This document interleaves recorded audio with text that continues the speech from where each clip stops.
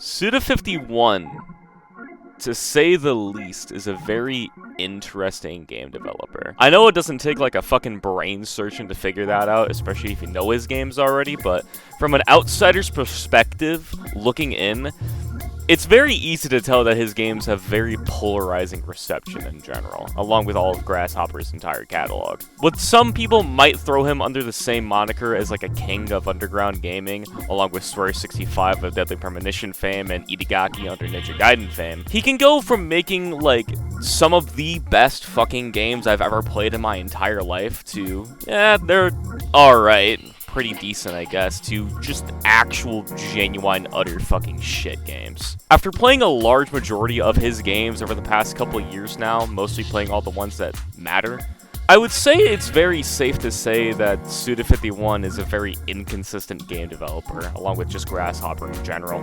We've all played games from developers that we like where it goes something like, oh, the first game in the series is good, the second is best, but the third one sucks, or some different variation of that. When it comes to Suda51, not only has he made a fuck ton of games over the past 20 years, but also most of them, I would say, are kind of fucking shit, I'm gonna be real. This is the worst game ever made. This is the worst fucking game ever made. This is the This is the worst game ever made.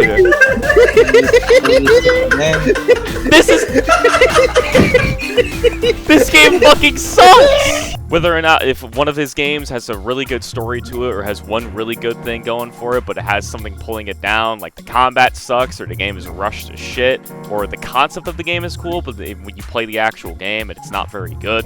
Grasshopper's catalog, to say the least, like I said, is very polarizing and, again, very inconsistent.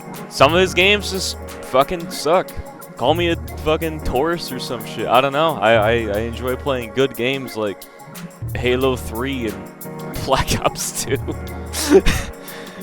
But when you ask any Suda fan in general about their games, it's kind of unanimously agreed upon that their 7th gen output, those being their PS3 games and Xbox 360 games, came out with some of the most weird and unique games, to say the least. Most people will call this the dark ages of Grasshopper, which I can kind of agree with that. I would say that I like these games more than most people do, but it is also very prevalent that these games don't really have the same charm or tone or real storytelling that most Suda games have usually. Those 3 games that people talk about the most that came out of this era being Shadows of the Damned, Killer is Dead, and the topic of this video, Lollipop Chainsaw.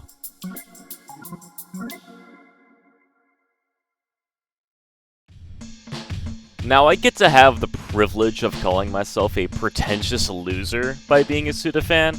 Like I said, I've played every game that matters, including the one that people don't actually bother with playing because it's in a different language, and it's also not very good.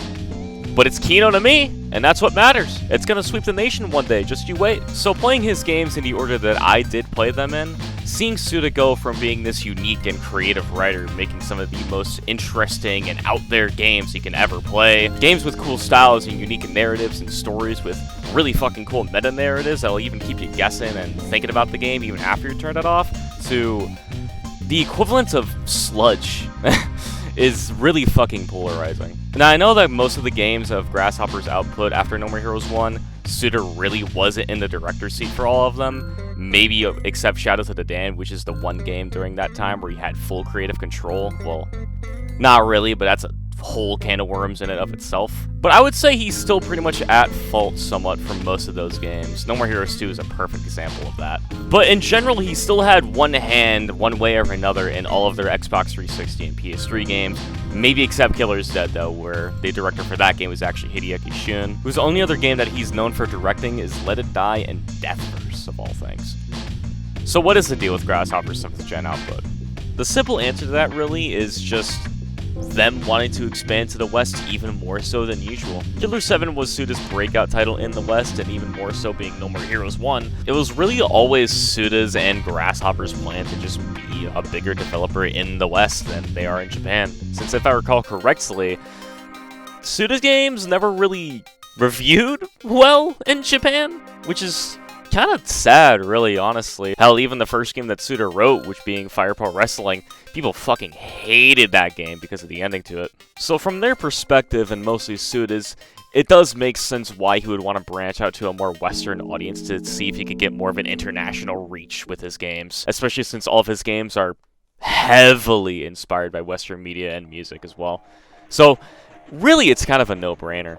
For Lollipop Chainsaw, Suda managed to get together an all-star team to get the game going. With help from Yoshimi Yasuda, which he met during the development of Fatal Frame 4, they managed to get a publishing deal with WB Games to put the game out in the West, who they were known for publishing the Arkham games, Mortal Kombat 9, and Fear 3 at the time. And also managing to get back Masahiro Yuki, who was the lead writer of the Matchmaker chapters in 25th Ward, and also some of you might know nowadays for making the Guardians of the Galaxy movies, James Gunn, who at the time was really only known for making Slither. So you think with an all-star team like this, Lollipop Chainsaw would managed to be a fucking slam dunk in the game industry. And maybe a big break for Grasshopper after all of this time for making games that are received critically pretty okay to pretty well, but for never really being able to sell all that well, except for maybe No More Heroes 1, but No More Heroes 2 bombed so fucking hard that the series didn't come back for about 8 years.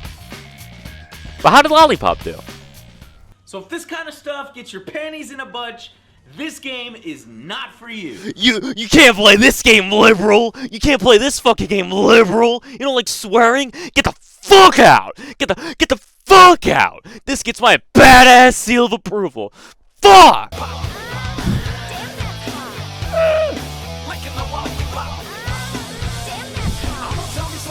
Dude, you literally can't fucking do that. You can't fucking do that. That's not, you fucking can't do that, man. That's not right. There's like genuine, like, hold on, 2024 review. Let's see that. Most iconic game nobody played. A lot of people know what Lollipop Chainsaw is, man. Madness Returns versus... This isn't even like a comparison, man. Fuck that. Lollipop Chainsaw RePop Studio gives woke gamers the finger? Sexier than Stellar Blade? This game came out 10 years ago.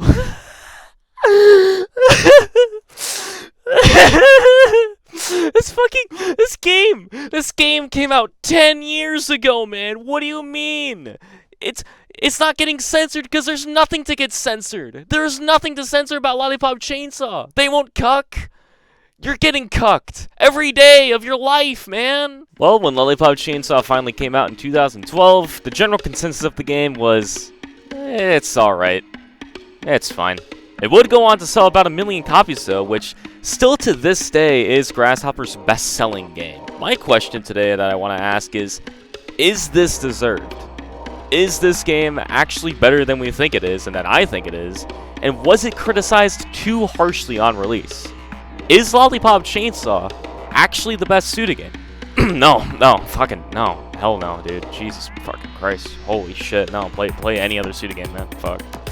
But still, let's see what this game has in store.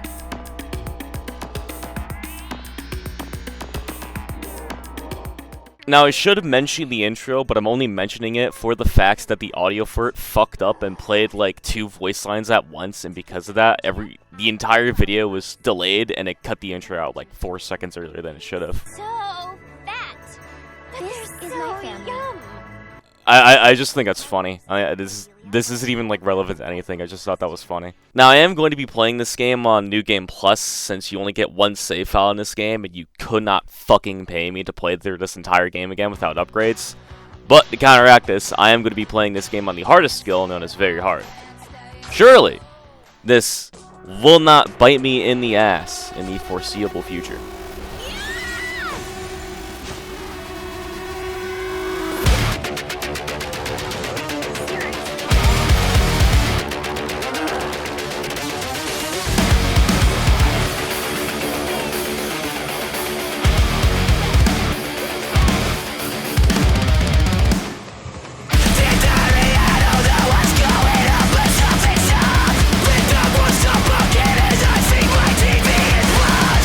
Every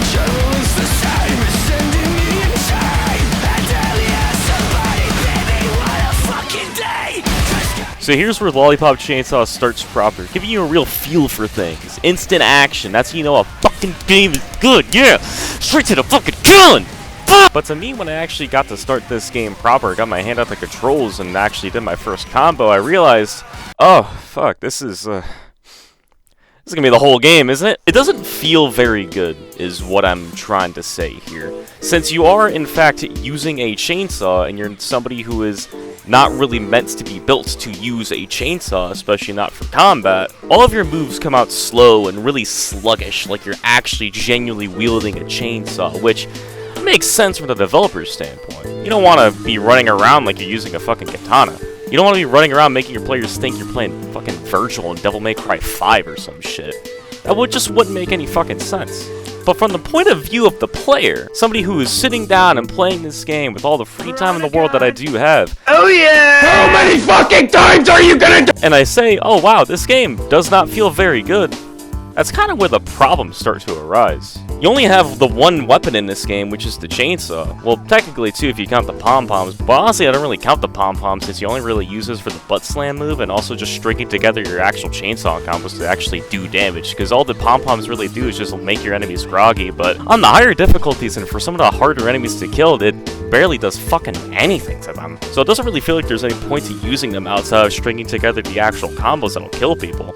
Speaking of, you start out with fucking nothing in this game, man. I can't really show it since, again, I have everything in this game at this point because of New Game Plus, but when you first start off in this game, you don't really have too many moves to choose from and not much room to experiment with anything. And the upgrades you do get are per level, and you can only use them at the level that you get them in, or after the levels that you do get them in, which is a really fucking weird way of doing progression in a hack-and-slash game. Now, is there probably more stuff you could be actually stringing together and doing? Is there actual, like, cool combos and tricks and tactics you could be doing that I just can't do because I suck at Lollipop Chainsaw? Maybe, but I don't want to imagine there's anybody out there who's proud that they're fucking... I don't want to imagine there's a person out there who's proud that they're fucking good at Lollipop Chainsaw. Dude, like, bro, play. There's more games that exist out there, man. What the fuck are you doing? While No Me Heroes 1, you didn't really have much room for variation, since every sword in that game is just a straight upgrade from each other, and there is really no reason to not use the Tsubaki Mark III once you get it at the end of the game. There is still somewhat of a reason to use the other swords, all of them still having various different movesets and uses for whatever situation they could be in, and you can just beat the entire game only using Bloodberry. No More Heroes 2 is a much better example, actually, since you get 4 completely different beam katanas in that game, all with their own uses and gimmicks to them. And you can also switch to each katana on the fly for whatever situation you're in, or whichever one you just feel like using the most. It really doesn't help since it feels like it takes 5 business days to kill one fucking enemy in this game. Now, I know the second you start comparing games to other ones that the developers have made, or just other games that do something better in general, it's obvious you're gonna like it less. But the thing with Lollipop is that there's so much that so many other games just do better, even from the same developer that came out beforehand. It kinda just fucking baffles me that they would do some shit like this for this game. In this level, we're also introduced to the mechanic of rescuing a fellow classmates, which you're gonna want to do. Just trust me on that. If you fuck up on saving a classmate, reload the checkpoint. It doesn't matter how far away it is. You want to do that. Trust me.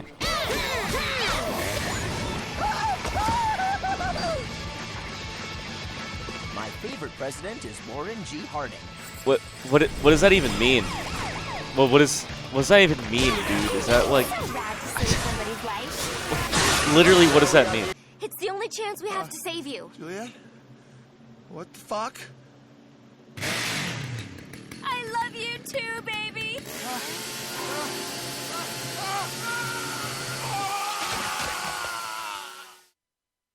Am I okay? Yeah. Basically. I feel okay. I feel good. Juliet, I'm not a zombie. Not at all. What? Oh no. I had to. Alright, now, I don't mean to sound like a tuber who, like, battled with a copy of Sonic 06 or some shit, but how come, like, in gameplay, whenever you, like, chop a zombie's, like, arm or leg off and shit, it, like, sparkles off and disappears, right? But in cutscenes, it just chops their fucking bodies clean off, chops heads cleans off, and they just stay there. I don't know why it's like this. It's so they could just deload all the body parts easier, so the game can actually run at a consistent frame rate. But could you imagine if she just like chopped off Nick's head, and like his fucking head just like disappeared at those sparkles just right there? Like, could you imagine, right? Like, could you imagine, right? Like, Nick just turns to, like, fucking ashes or some shit that she has to, like, scoop up with a fucking jar. The high school's the first real level of this game where Lollipop starts showing more of its hand. It's got mini-games we can do mid-level to help cut down on killing time on zombies, which is endlessly fucking helpful. I also didn't mention these in the last level, but since we're here, I'll bring it up now. Lollipop also has additional mini-boss zombies that... shit, well, yeah, you could just do that, I guess. It's whatever. Lollipop does have mini-bosses it spreads out through each of their levels, adding different ones in different spots, or just replacing ones outright entirely on different difficulties, which is pretty cool and adds some replay value to it, but you can literally just pull the butt slam move on every single fucking enemy in the game, and it just one-shots them no matter what. I guess to balance this out, the butt slam feels like total fucking shit to pull off, but it still only requires 2 hits to kill. You can do this on every enemy in the game too, but it's better to just do these on the mini-bosses so you don't have to actually deal with them. It's basically just free money.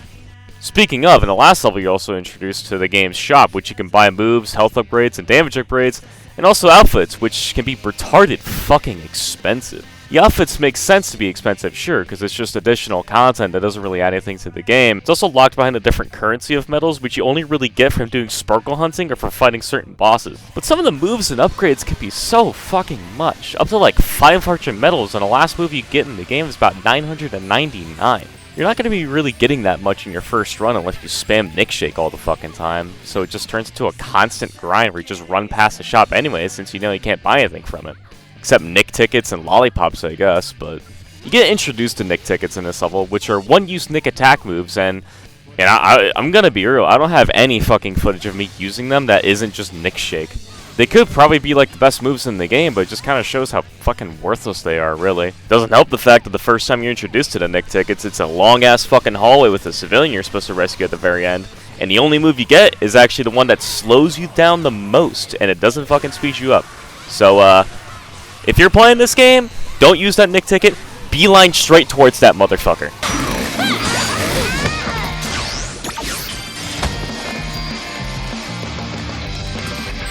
Juliet, I am so totally gonna masturbate to you tonight. What the fuck, dude? You're already dead. Ah, shit, yeah, I fuck, dude, I know what that is. I know what that's a reference to. That's Bow. Dude, James Gunn, I kneel. Truly a connoisseur of everything Kino. I kneel. Thank you for referencing my favorite glorious... my favorite glorious Nippon media / content. That's retarded. That's not going in the video. Fuck. At this point in the stage, we're introduced to another minigame, Zombie Basketball, which, if you're playing this on any other difficulty that isn't very hard, this minigame is fine. It's alright. All the zombies take like 1 or 2 hits to kill. Well, no, they just take 1 hit to kill. And you can get it done pretty quickly. But on very hard, this minigame kind of fucking sucks. See, the problem is another problem with this game's combat. So, on very hard, one thing I've noticed is that enemies like to... It feels like they like to just tank through your hits a lot, and they're a lot more fucking aggressive. And since this is Lollipop Chainsaw and not any other game which allows you to, like, parry properly, or actually allow you to have, like, time to react to moves and shit, it seems like you just get hit a lot constantly, and you constantly just get fucking bombarded by zombies that are just out of your vision. Doesn't help, too, since it feels like every enemy you're fighting has hyper armor. It's like I'm playing fucking Gaiden again, dude. This shit sucks. Kill yourself! What realistically would just take about, like, a minute or two, takes probably pretty much almost the entire fucking time of it. So if it looks like I'm sucking shit, that is why. My best advice for this, spam all the moves you know, Armadillo Chainsaw, Zombie Strike, all that shit. Also, you make use of your sparkle hunting meter, which you can use with right trigger. After all of that, and a couple more rooms of killing more zombies, we finally meet up with Morikawa. Not that Morikawa. Sensei Morikawa, Juliet's teacher. This is not a Silver Case reference. I don't think it was. I don't think that's what they were trying to do. If it is, then fucking I hate you, Suda51. Fuck you. Morikawa basically just gives us the lowdown on what's actually going on. How the zombies got here, why they're here, what world they're actually coming from, and that they're invading our world. Shit like that, how we're supposed to stop them. Then after that, we're tasked with doing probably the least fucking fun minigame I've ever had to experience in my life. Like, genuinely, like, dude, like, there are not, like, I don't even know how to, this is just boring, dude. Like, imagine fucking playing this. Like, dude, this is like fucking, like, No More Heroes 2 parking lot boring. Like, the zombies only spawn, like, one at a time every now and then it, like, picks up so it's 3 at a time. If you don't have a fucking full sparkle meter, you might as well just kill yourself, dude. Thank God the fucking game at least gives you a full refill after a while. After doing all that, we finally escape the school and we meet the man of the hour, Swan. He's the entire reason why there's zombies from Rotten World in our world, and he's gonna fucking show the whole goddamn school that he's cool and that he's the shit now. And this guy's a school shooter. this guy's a fucking school shooter, dude. How did they actually get away with this? Even in 2012, how did they get away with this shit? That's crazy. Anyways, we get flung off, and we get sent to the final part of this stage, and then we get to meet the first boss. Motherfucking Little Jimmy Urine himself. It only makes sense that the first boss of this game, who is a punk rock star zombie, only makes sense for him to be betrayed by an actual real-life pedophile, like most punk rock stars. Allegedly. This part of the stage isn't really anything special. It's effectively just a straight line to the boss fight at this point. You chop up a couple cars, do some quick time events, kill some zombies, dodge some flying letters, and you're at the boss. Here he is. You. Do you know that bad girls go to hell?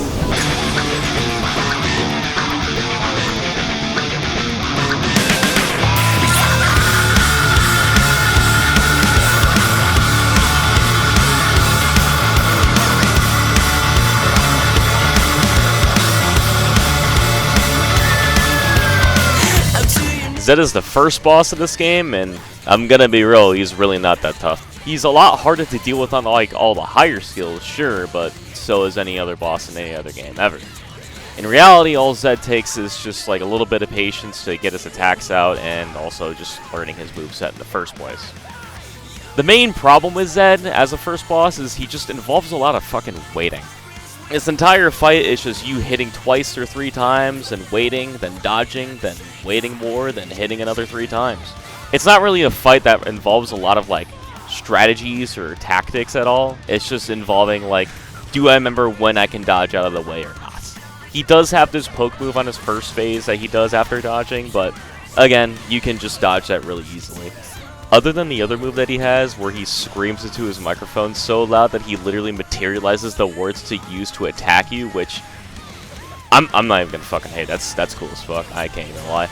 Other than that, though, there's really nothing cool about Zed's first phase. Once you get onto his second phase, it's equally as uninteresting. He just jumps from, like, speaker tower to speaker tower, which you break down, and then he jumps onto this big final speaker tower, which you destroy in a QTE event, and that's the phase.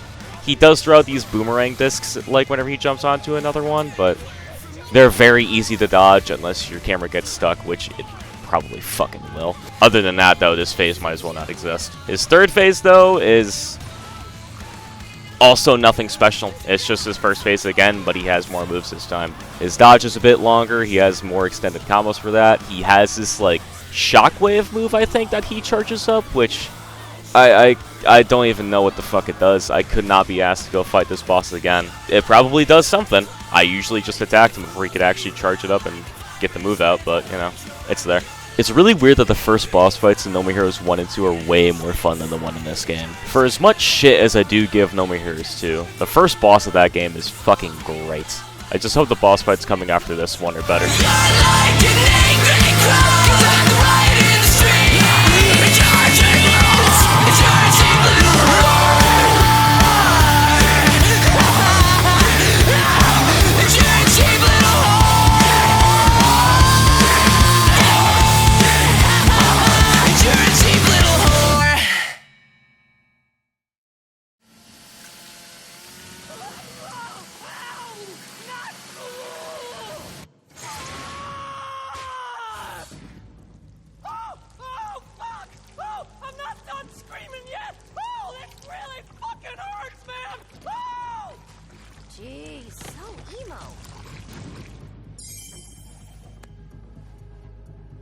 After Zed dies, he does this weird little chant in Latin, which that's going to be important later, just don't you worry. And then Morikawa shows up to give us some more insight. I'm surprised he's not fucking dead.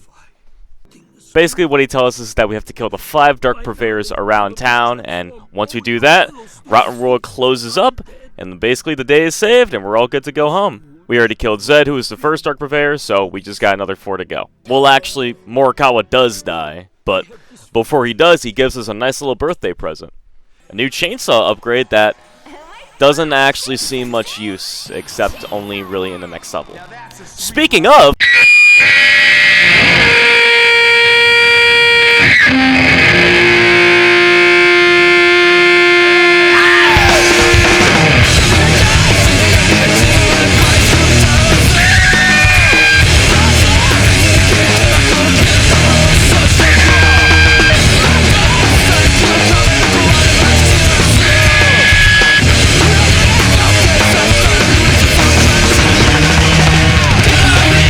Now here's the second proper stage of Lollipop Chainsaw, and it's really just more of the same. By that, I just mean like it's the same setting over and over again. This level's basically just an extension to the first school level. It does throw some new gimmicks mid-stage for you, though, to keep things spiced up, but it's really nothing special. Doesn't help, too, that this is the shortest stage in the game, only beaten by the prologue chapter. But in this level, we are introduced to 2 brand new characters that we get to meet.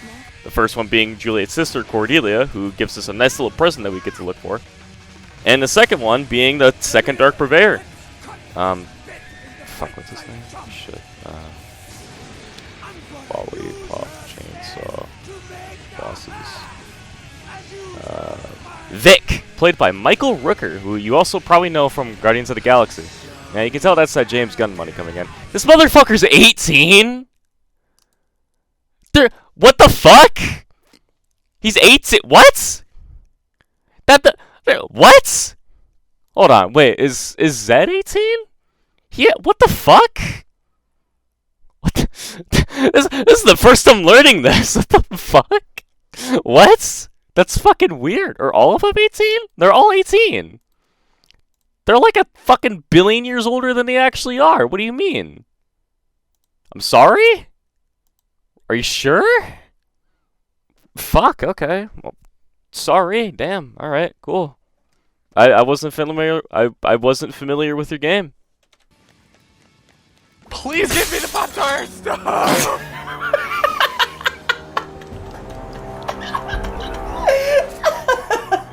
The main gimmick of this level is going from rooftop to rooftop with the chainsaw dash. Now, in theory, this should be, like, probably the most fun level in the game because of this, since, you know, it's high speed, high stakes, you know, going from rooftop to rooftop with, like, lightning and shit coming down, killing zombies along the way, but the main problem is that you don't have any fucking sense of speed with the chainsaw dash. It doesn't help either that you have to refill on these, like, paint cans or some shit so it doesn't overheat, but even then, it still just feels like you're basically sprinting. Which is a real shame, because this could be, like, the coolest level in the game because of this. The backdrop is actually cool, the way the lightning falls down and shit, it's really fucking neat, but again, there's just no sense of speed, no sense of urgency, really. It just kind of feels limp. Doesn't really feel like it's well executed at all. It's not like it's the only thing this level has to offer. Like I said, there are some mini-boss encounters and a couple civilians get the rescue. Oh my god! Easter egg! Oh. You even get to play zombie basketball another time, but it's fucking worse this time because there's this fucking, like, big dude that just tanks so many goddamn hits from you, it just blocks every fucking shot.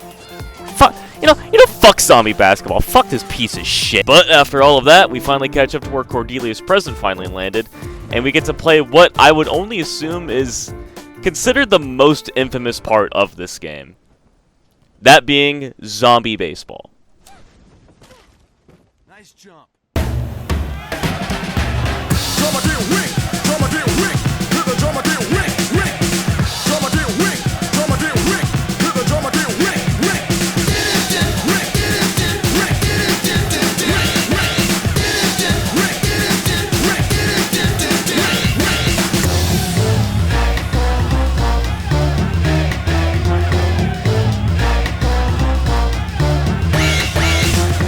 I don't really know what it is. I never really understood why this was considered the hardest part of the game. I knew going in that if you just set the aim to manual aiming, you just won't have any problems at all. But even then, I still read up online that even with manual aiming, this is still really fucking hard for like no reason.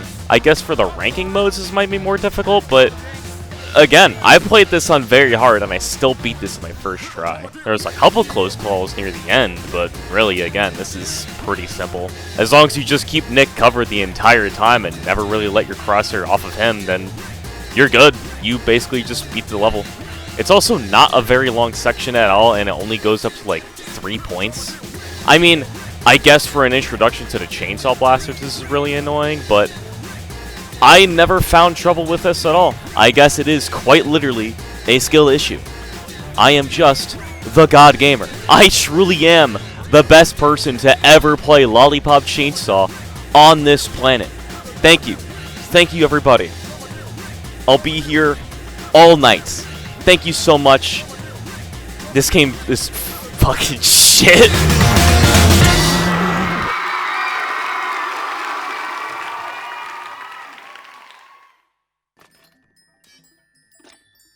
You fuck young boys, Valdez. Are you a madman?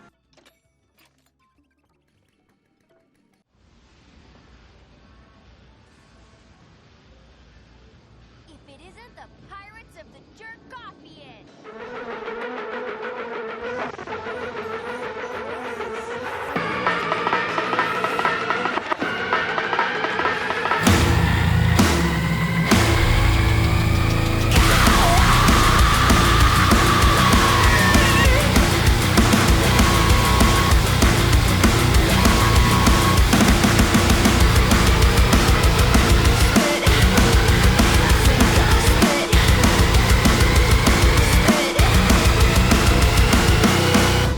Vic does not fuck around. As the second boss of Lollipop Chainsaw, he is a fucking massive step up from Zed. Pretty much almost every single way possible. I wouldn't say he's a great boss, but for this game's standards, he's honestly really fucking fun. The biggest first improvement upon him compared to Zed is that you can actually fucking hit him more than twice before he just runs away and you can't damage him anymore. His moveset is a lot more active than Zed's, I feel. He has this one swing move that he hits you like twice with. He can call down fucking lightning. If you try to jump over him, he just fucking grabs you and throws you back to the ground. Honestly, kind of fucking raw. I madly respect that. You're on your feet with this guy a lot more than Zed, and it actually feels like a proper, even fight. See, the thing about this game is that your moveset is meant to be, you know, fighting hordes, like massive clumps and groups of people at once, since, you know, it's a fucking zombie game. And Zed's fight didn't really feel accommodated to that. Vic does, and that's why he feels fucking great to fight. He's got like a couple moves that he can just completely block you out. He's got a charge move they can do, but again, it's nothing unfair. It's nothing that'll just fucking annoy you. And his second phase, basically more of the same, but like, it's never not fucking funny just fighting a pair of legs on their own. I'm gonna have to give the game credit for that. Gold star, A+, thanks. His second phase is unique, as you can just fight his pair of legs just on their own like they're an actual zombie. If you kill them after a good while, he actually just grabs another pair from out of nowhere and just fucking throws them at you. He has a couple more moves he can do. He can shoot lightning more consistently now. Since he's flying, you have to make more use of your Chainsaw Blaster, which chunks his fucking health bar gladly. This phase, pretty good. Give it a B.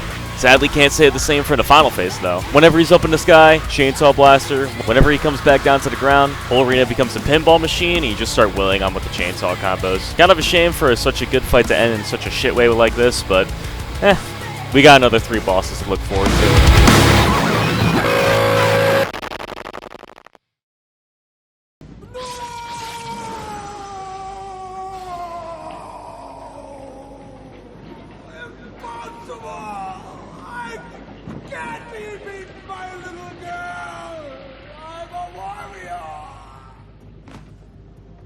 Viking brains are good for the complexion. After that fight, he does the same chant that Zed did, ship starts crashing, and we're sent to the very next level.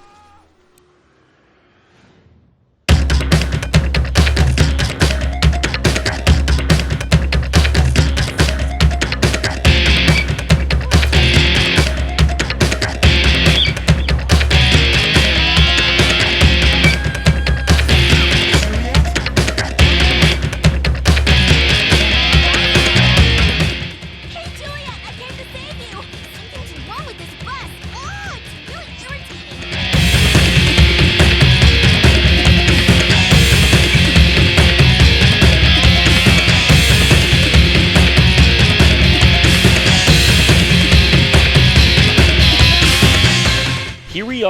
only 3 proper levels in, and it already kind of feels like this game's run out of steam. Now, it's not to say this stage doesn't have any gimmicks to it. It does. It's just that, like, this is the fucking least interesting stage in the entire game. Not only does it have, like, the most fucking drab color palette, this is like the kind of shit people complained about Resident Evil 5 for, it's also just not a fun level to go through. It feels way longer than it should have, and introduces some really fucking annoying enemies. There's this one fucking part where you kill like 800 fucking zombies in one room. None of this level is fun. This level isn't interesting. It kind of just feels like the filler chapter before you actually get to the actual, like, real levels of this game. It's that weird middle section of a game that most games usually have, where the developers didn't really think of anything cool, so they just kind of thought up, like, we'll put, like, a factory level or some shit here. Yeah, we'll put, like, some docks or some shit here.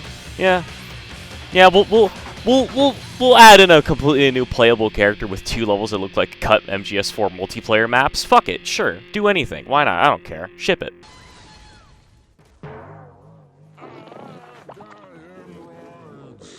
I think now might be a good time to start talking about the comedy in this game. Now, comedy is a very subjective thing, especially when it comes to video games. I'm not gonna sit here and wax poetic and say everything that I think is funny is, like, de facto the funniest thing ever. If you think this game has good jokes, that's on you. Like, I can't stop you. Like, I think some jokes in this game are pretty funny, mostly just stuff between Juliet and Nick, but the real problem stems when your game has, like, that Borderlands 2 effect. If you don't know what I mean by that, if you ever decide to boot up Borderlands 2 nowadays and do a completely fresh playthrough, like, brand new playthrough, level 1, and you just, like, listen to the actual dialogue and, like, what they're saying, you realize, oh, this shit was, like, only funny the week this game came out. This game is nothing but, like, pop culture and referential and random humor. If you want it to be instantly funny, you reference fucking Minecraft. You reference fucking Double Rainbow. You do all this stupid shit, right? And if you do that, your game is instantly funny. You'll be like, oh, fuck yeah, badass seal of approval, dude. Shit, dude, this game referenced fucking 2 Girls, 1 Cup. This is the funniest fucking game ever, dude. You see, the problem just stems from, like, yeah, sure, this might have been, like, funny at the time, but it's like, you play it now, and it's just fucking lame, dude. Like, this shit's just lame as fuck to listen to. And you're still gonna be playing this shit for like another 4 hours at this point. And the comedy doesn't really get any better. Now, you could also point out to the fact that, like, oh, this game has, like, crude and edgy humor in it. Kinda? This is written by James Gunn, who is a pretty fucking crass guy, I guess. But other than, like, I think 2 parts of this game where they say the word retard, I don't think there's really any jokes in this game that are, like, offensively bad. Maybe all the times they, like, make weird, gross jokes towards Juliet, who is, you know, this game takes place on her birthday, the day of her 18th birthday. I'm not gonna say this is, like, some shit that's gonna get you put on a fucking list. It's not. This shit ain't Ultra Despair, girls. I implore you to reconsider. But, like, that's still kind of fucking weird, bro. That's still weird as shit, bro. I wouldn't want to be caught playing this in my living room. I guess another point of contention of this game is, you know, the way that Juliet is portrayed. Me personally, I don't care. I don't give a shit. I think, like, some of the gross jokes this game makes, where it's like, oh, dude, Morikawa made her, like, wear, like, these kinds of panties, which is like, if you listen to that shit, you realize, oh wait, that's fucking weird, because, like, she was, like, under 18 at the time whenever they make these jokes, so maybe, like, Morikawa should get, like, fucking locked up, man. You sure this guy's Morikawa? You sure he's not Nakatagawa? Fucking weird shit going on, bro. But, like, other than, like, that, like, I don't think, like, Juliet is portrayed in any, like, objectifying way or anything. Out of all the characters in this game, Nick is literally objectified the most, the male character of this game, which is, like, kind of like a joke in itself. It's just like, oh, hey, dude, look at this, like, you know, this sexy cheerleader. She's such an airhead, but she's also, like, the smartest person in the room, like, 99% of the time. So I don't think, like, the way Juliet is portrayed in this game is, like, a problem at all. The only real problems with how Juliet is done in this game is just, again, the gross jokes they just make towards her, which, that's it. It's just one-off jokes. It's just, like, it's some shit that just makes you cringe a little bit, you know. you give this game kind of like the side eye. It's like, yeah, yo, man, I don't think you should be writing that shit into a video game. But like, it's nothing. Now here we are at the main gimmick of this level, which are these little mushrooms that you cut up and you go into a random dream sequence where you kill like giant chickens and shit. This is stupid as fuck. But that's not the main gimmick of this level. That's not the whole reason why people know of this level, or one of the nice things that people know of this game. There's a bunch of giant chickens in video games and shit. What you actually know of this level is this fucking part.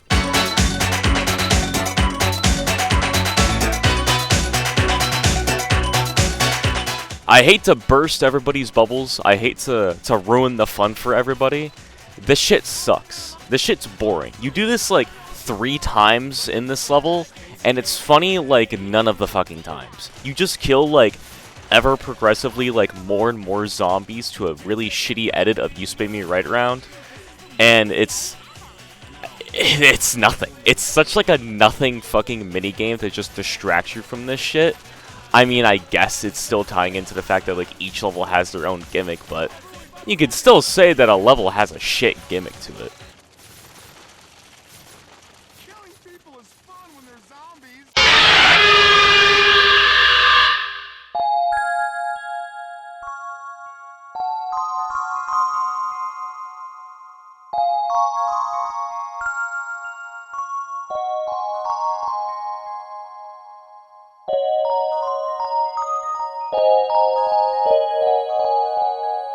Maybe I'm just like a stick in the mud. Maybe I'm just like, maybe I just hate everything about this fucking video game. Maybe I am just a contrarian that like sucks the fun out of every single thing. This is a YouTube video essay, of course. I mean, I guess the fucking concept of it is fun, but like, you just hold down right trigger and you move forward and you just avoid explosive barrels in the second part of it, and that's fucking it. This is not interesting at all. Then after that, the level just keeps going on and fucking on, and then you kill zombies for like 18 fucking years, it feels like. And then finally beat back up with Rosalind, and there's something weird going on with her, don't you say? Rosalind, where are we going? Rosalind? Hey.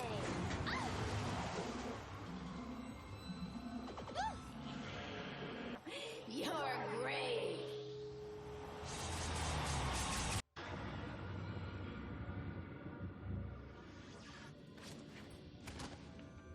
Where the hell are you? Oh, Sister Juliet and Brother Nick. Let's travel to the land beyond the doors of perception. Listen, lady, why don't you try using some deodorant? Because honestly, you smell like shit.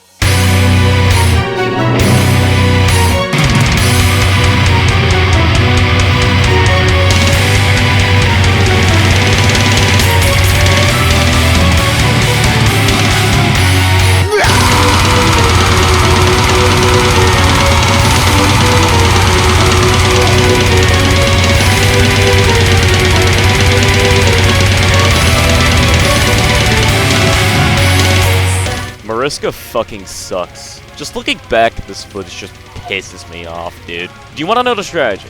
Do you want to know the legitimate, real-life strategy to this boss and how to effectively beat them? Do you want to know what the main gimmick of this boss is?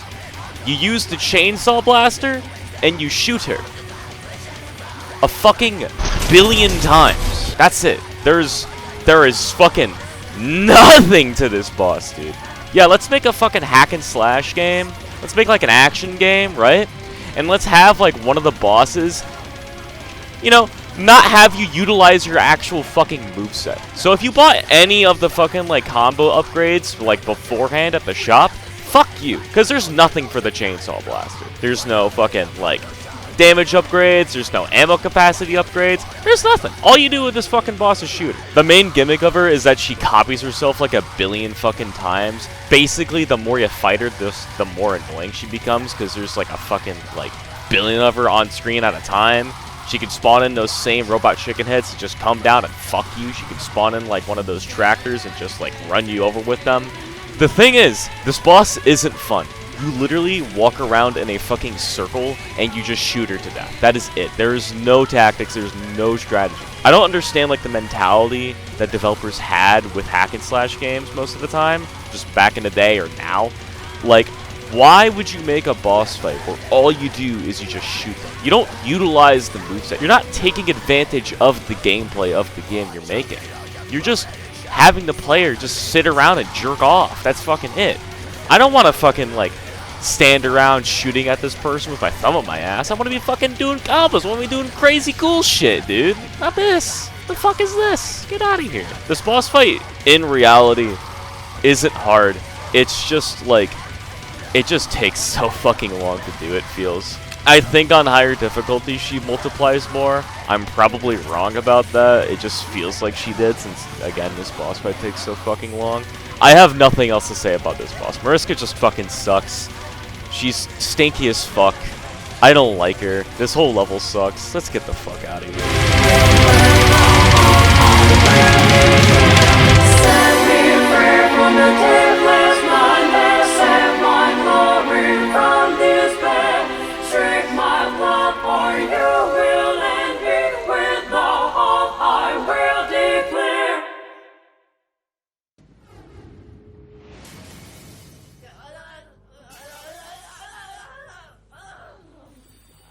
Choke on your Birkenstocks, you psilocybin munching moron! Heavy. Peace out. Way out.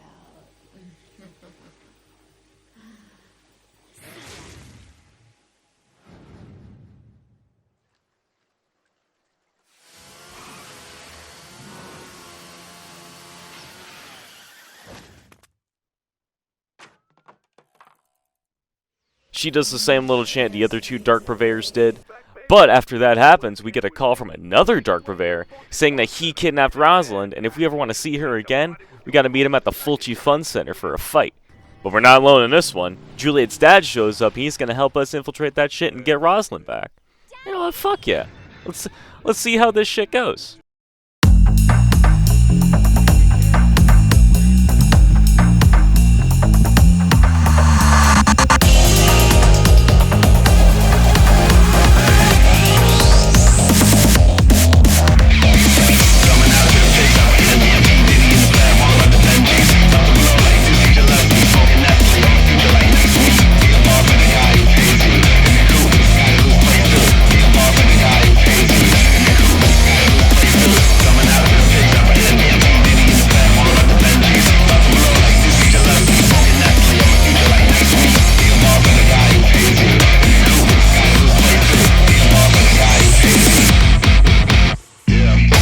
I think by default this is the best level in the game. Not only is it because the setting itself is good and they make use of it pretty fucking well. All the arcade subsections and shit and like the little 8-bit parts, while corny, honestly is pretty fun. There's definitely a lot more you can do in this level that isn't just more mind-numbing zombie killing. It is also probably on the shorter end of the levels too, which I think for this game standards is good because I'm not gonna fucking lie, dude. Some of the levels in this game go on for like an hour max, and it can be really fucking draining. Not this level, though. This one's pretty fun. The gimmicks it's got, pretty cool. I think the actual location and the visuals they have are pretty good. The music that I'm not playing because LOL is also pretty good. It's pretty fun. A+. Nothing I can really point out to this level that's like ultra unique though that isn't like the minigames. Like there's this fucking minigame right here which I swear to god is just the climbing section and fucking Dyson Cube and Judgment, which every time I think, it's just funny. Every time I think about this shit, it's just fucking funny. One day I'll finish that 100%. But after all this and a bunch more diversions and minigames, we finally get to the big boss man himself, the 4th Dark Purveyor. Let's see what the fuck he's got in store, dude.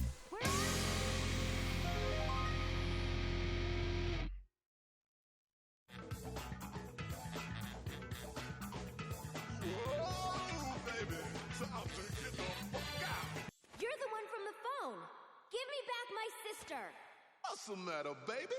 Didn't you like our phone SEXXX?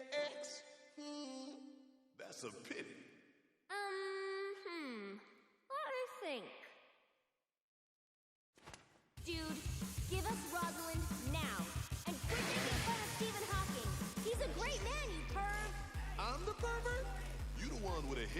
from you here.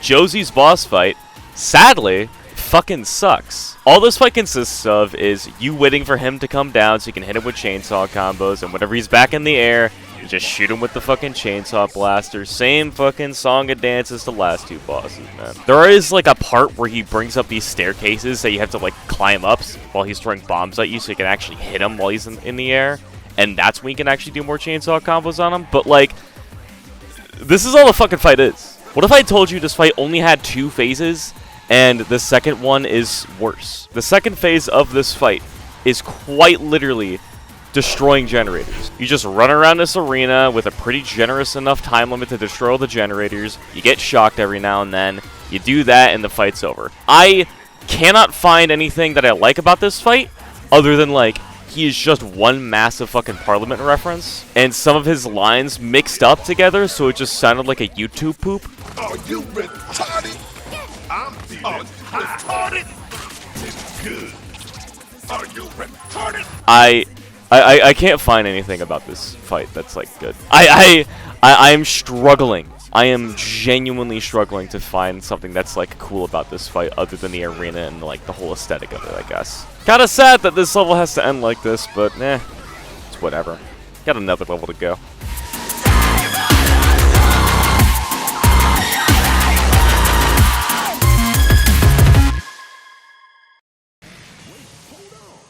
If you kill me, you never see your sister.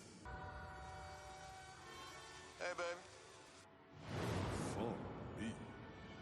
Go ahead, Julia.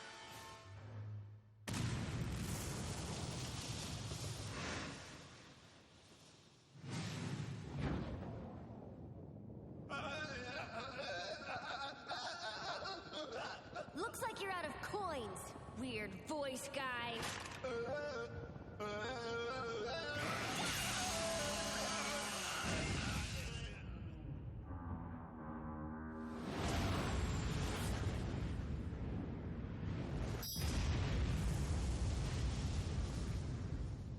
May you speed to Red Gate Programs, Mario.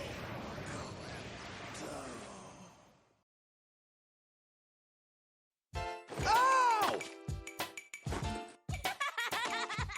This is so cool! Stop it! Help! Boy, will you quit messing around over there? What?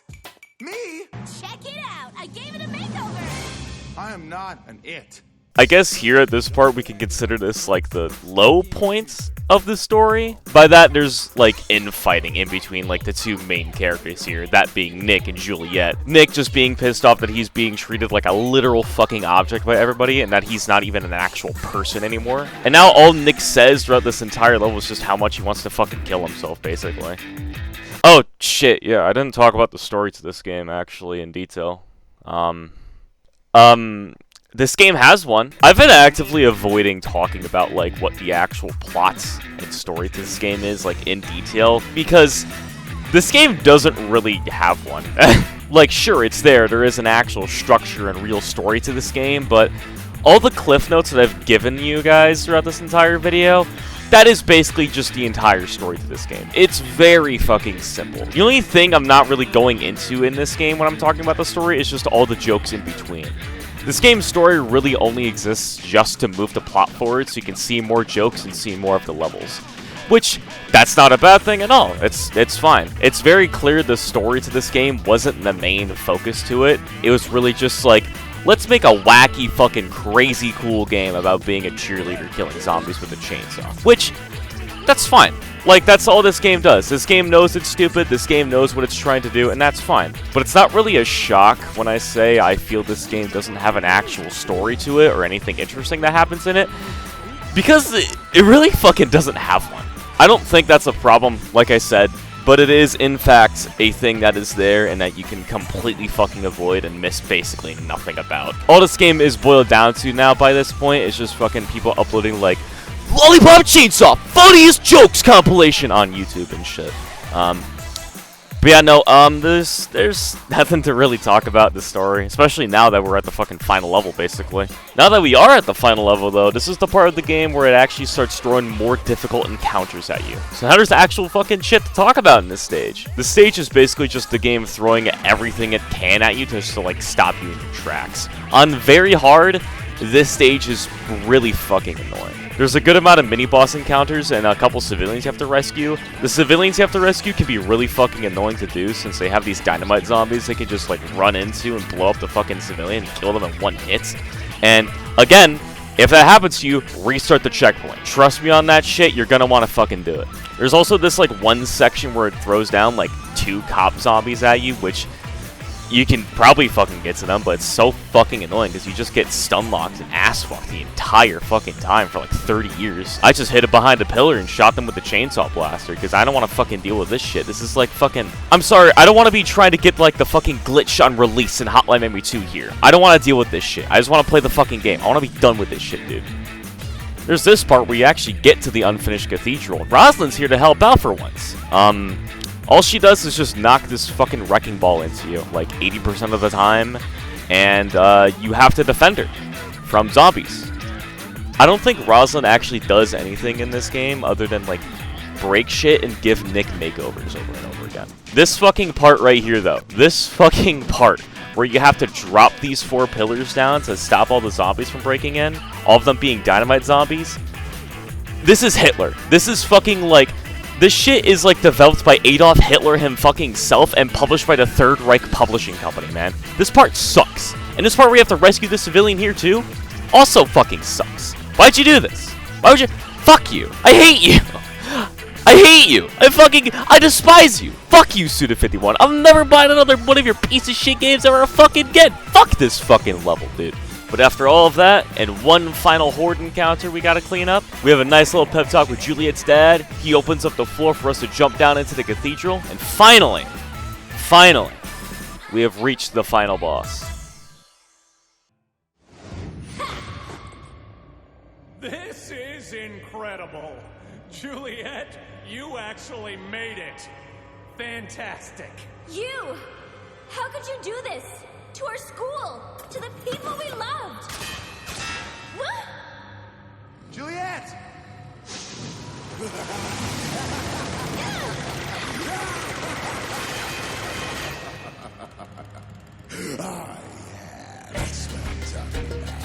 Look who it is. Mary Kate and Ashley. Oh, Juliet. I've been getting so lonely since you've been wasting all my dark purveyors. Poor Lewis here is the only one left. And there's about to be none. Bring it on, douchebag. I'm gonna F you up.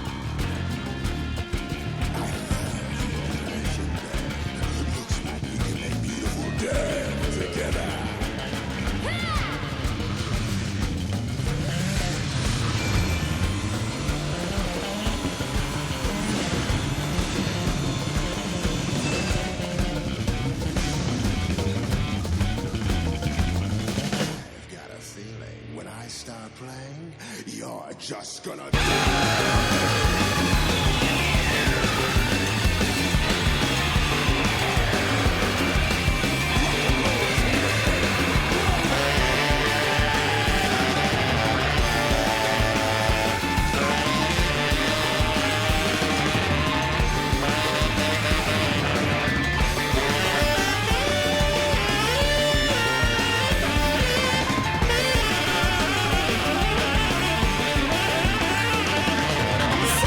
Lewis's fight is genuinely fucking insane. This boss is like, he fucking hates you. He literally wants you fucking dead. I'm not joking when I say this.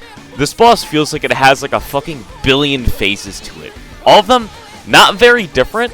It's just progressively more and more health bars you have to chunk down, and he just gets more pissed off. I don't even think there's any strategy here. You just fucking like keep wailing on him. You just keep running straight at the dude, and you just keep fucking wailing on him until his health bar is down. Straight up, if I didn't find out that you could revive yourself with a Nick ticket after you die, I don't think I would even fucking beat this boss. This guy is just nuts. This guy is fucking insane, dude. I think conceptually a boss fight like this where he just comes back over and fucking over again, just progressively more and more pissed off as he loses more of his mech suit, I think that's cool as fuck. I think it's kind of wrong.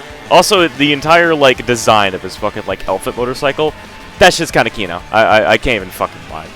Strategies for this. I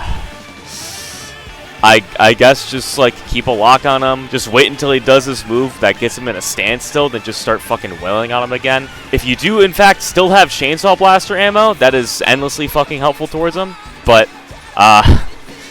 dude, I don't even know what to fucking say, man. I don't want to say this boss fight's good. It, like, kind of is. I think it's really funny. But, like, it takes so fucking long, man. It's just fucking annoying. But with this all wrapped up, that's the last Dark Purveyor. So, we're fucking done. Let's get this show on the road.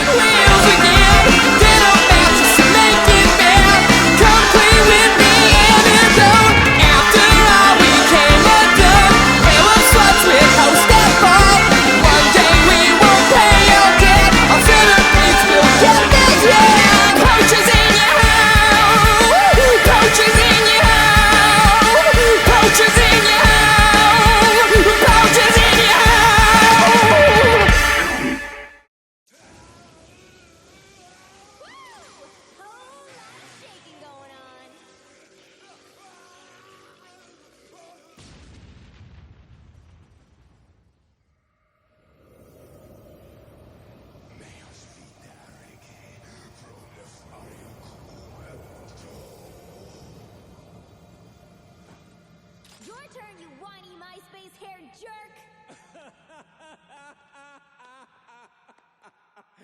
Fantastic work, Juliet.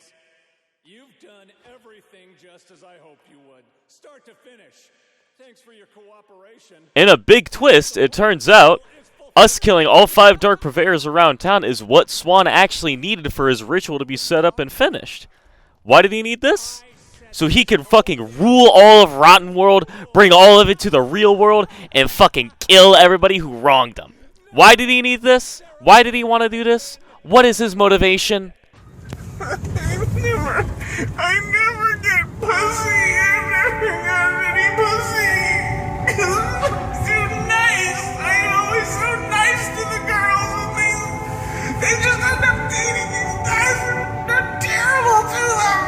They never give me pussy. I really want a blowjob. I've never had one. It's because I pay for the meal, and afterwards they don't respect me because I'm too nice to them. Yeah, how did they get away with this, dude? Like, I'm kind of fucking shocked how they did. I think it's funny. I don't care. I think it's fucking funny that, like, the actual villain of this game is, like, a genuine, like, school shooter. But, like, how did they get away with this, dude? Anyways, this starts the real final stage of the game. And I'm going to keep it a $150 with you. I'm going to keep this 100%. I'm going to be real, alright? I'm going to spoil the video right now. I don't like this game. I think this game fucking sucks. I think this game is bad. It's boring. The story isn't enjoyable. The little of it there is, I don't think this game is funny. I don't think there's any reason to go back to this game for any, like, reasons of, like, oh, I think the gameplay is fun. There's nothing. If there is anything you can point to in this game that is, like, semi-enjoyable that you would go back to, it's this fucking level. This level is hype as fuck, dude. The objective of this level is they have to run through all these streets so you can get the kill ability and finally finish him off. But the way they fucking do it is, like, dare I say, Kino. I fucking kneel Suda 51. So you mainly have to use the chainsaw dash so you can go through all, like, the city streets killing zombies and shit. But you also get to, like, chop up the cars that he throws down so you can make ramps so you can progress through the level. And while, like, yeah, that's, like, seems pretty simple, the game just pulls out a fucking, like, banger out of nowhere and just starts playing fucking Dragon Force. And the second part of it, it starts playing fucking Atari Teenage Riot. Dude, Kino! I kneel! Like, holy shit, dude. This game could have been doing this much cool shit the whole fucking time. Why is it only doing it just now? It's not like this stage is actually anything special. I think you could probably, like, kunk out this entire section in about, like, 5 minutes or so. There's a couple of enemy encounters in between. It's also really fucking linear because, you know, it is the last stage. You're not really going to be doing anything much here. This is basically the victory lap of the game. But still, I think this is a pretty cool way of ending the game. The only thing I would change is, again, just shit with the gameplay. I think changing to Chainsaw Dash was an actual sense of speed with it. I think having it more like a racetrack or some shit so you have to go through. Like an actual genuine sprint. Add more, like, urgency to it, you know? Something like that. I think, like, a whole, like, swarm of zombies coming towards you, like, inching in closer and closer as you destroy all the cars and shit. I think that'd be cool. But here we are. Finally. The actual final boss of this game. Killabilly himself.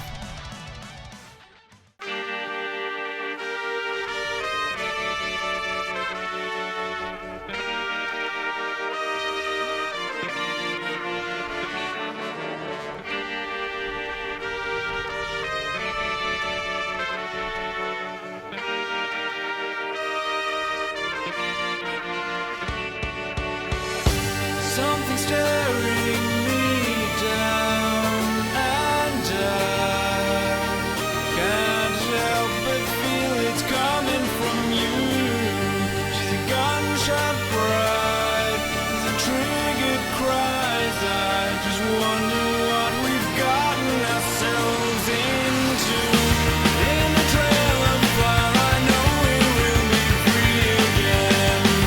In the end, we will be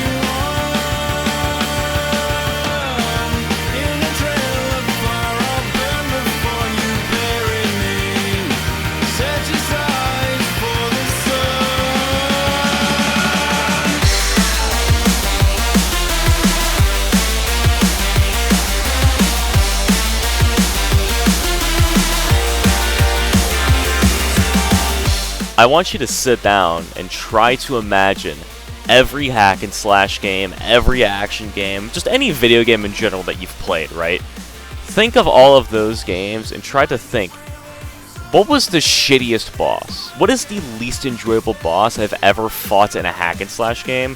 What is the least enjoyable, like, archetype of a boss fight I've ever had to, like, experience in a video game? Try to imagine that. Now try to imagine, what if the final boss was that?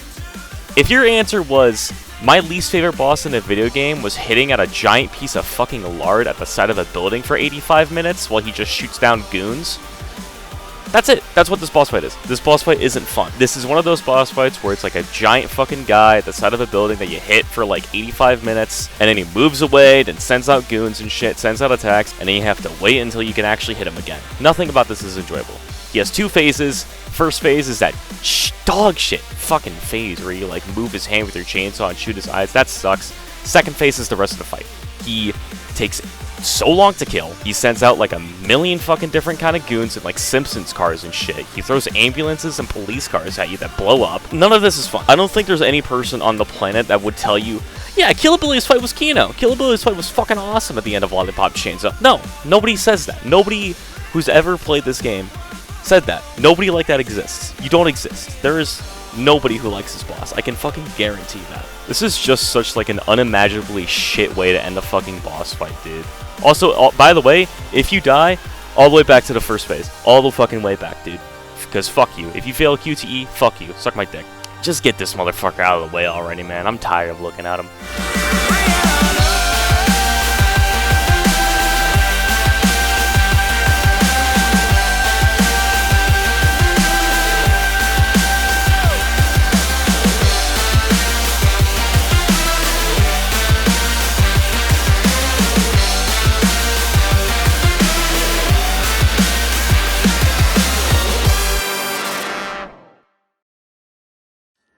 Juliet, can you hear me? Listen carefully as our connection is tenuous. You must do as I say. Okay. You're making good progress. A path will open for you if you move ahead, through his mouth and into his body. Well, I'm pretty good at keeping guys out of my body. Ever tried getting inside of someone else's?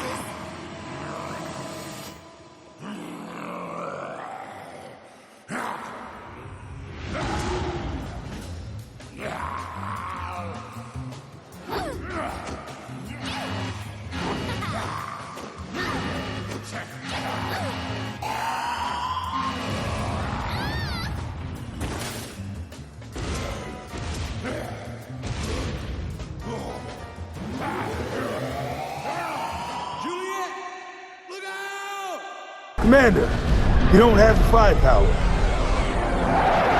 I've got the math. Silent cop. Hit him hard, boss. You're on your own, Noble. Carter out.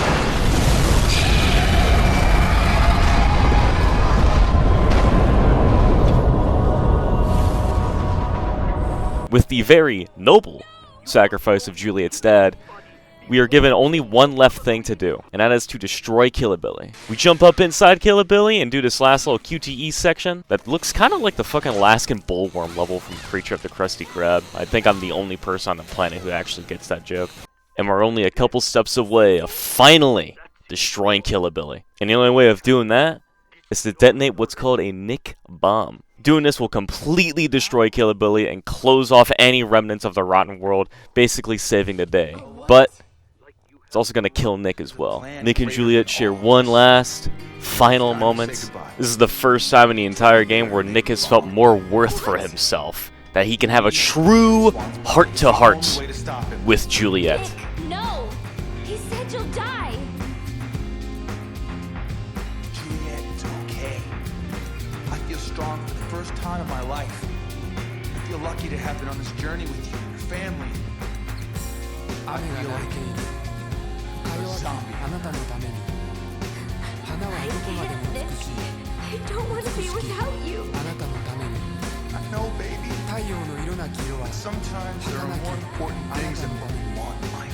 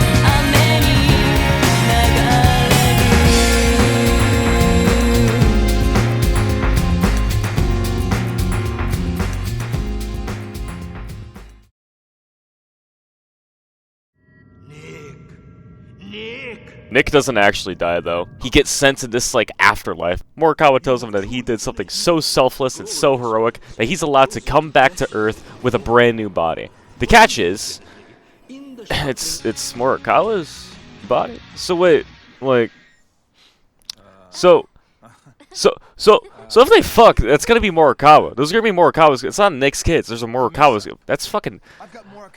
What the fuck, dude? Juliet's dad is also fine, and the day is saved. Everyone's good. You can go home. That's the game. But not before one last scene. You know how the whole time I've been saying, oh, you gotta rescue all the civilians, restart the checkpoint if you fucked up? This is what I mean. If you fuck up at rescuing any of the civilians, you don't get access to the good ending. You have to fucking replay every single level and save all the civilians again. And only then can you see the actual good ending to this game. It's not hard. It's really not. But it's also just fucking annoying to do, man. Not to mention that like, the endings of this game are just like nothing. Anyways, that is Lollipop Chainsaw. Fuck.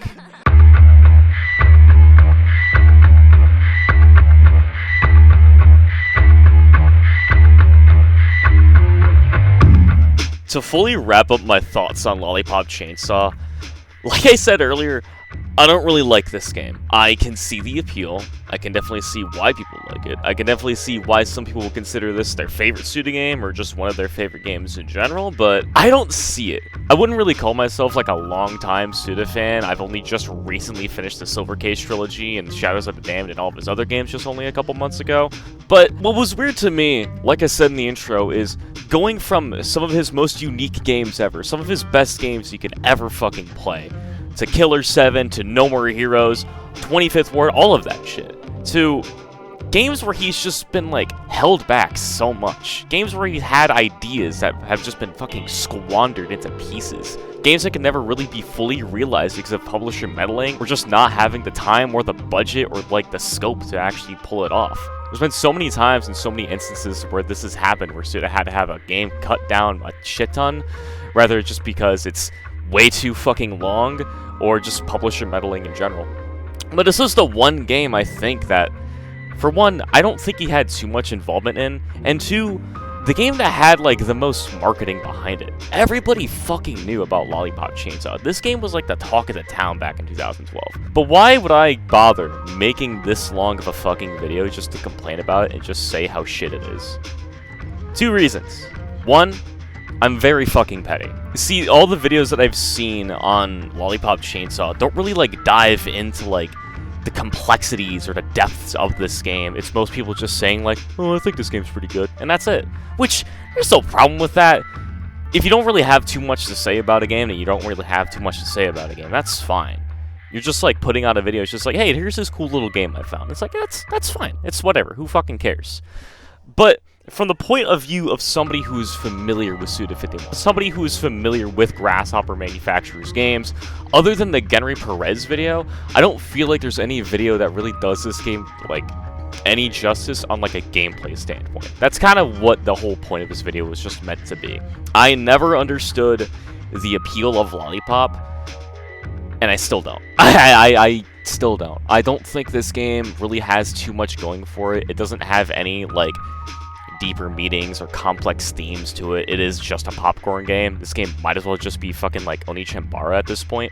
Again, I can see the appeal. I can see why people look fondly on this game, but if you played the shit I've played, man, it just like comes off as just eh.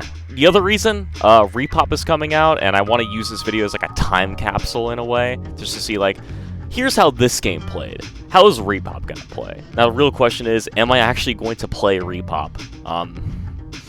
No, maybe so, maybe I won't. I don't know, dude. I don't want to fucking touch this game ever again after this video is done. I'm not really trying to use this video as like a weapon to be like, oh, all these other people are fucking stupid about Lollipop Chainsaw. This game actually sucked. I don't care. I literally don't give a shit if you like Lollipop Chainsaw. There's a ton of people who like games that I don't like, and people who don't like games that I like. It's just how the way is. The whole world would be boring if everybody had the same opinion on every fucking game ever. Again, I just wanted to put my piece out there. This game has kind of just been on my mind for a while now, ever since I finished it. Kind of like a fucking brainworm. I just really wanted to make this video just to get that out there. I think that the moral of the story at the end of the day is Killer's Dead is the best fucking Suda game. That's it. I fucking told you. It is fucking Killer is Dead Day every fucking day. Game of the year every year. Get the fuck out of here, No More Heroes 3. Get the fuck out of here, 25th Ward. Get the fuck out of here. Complete Killer is Dead victory. Fuck you. Once you're in, you're never out. Like make it sound so good, too small to realize.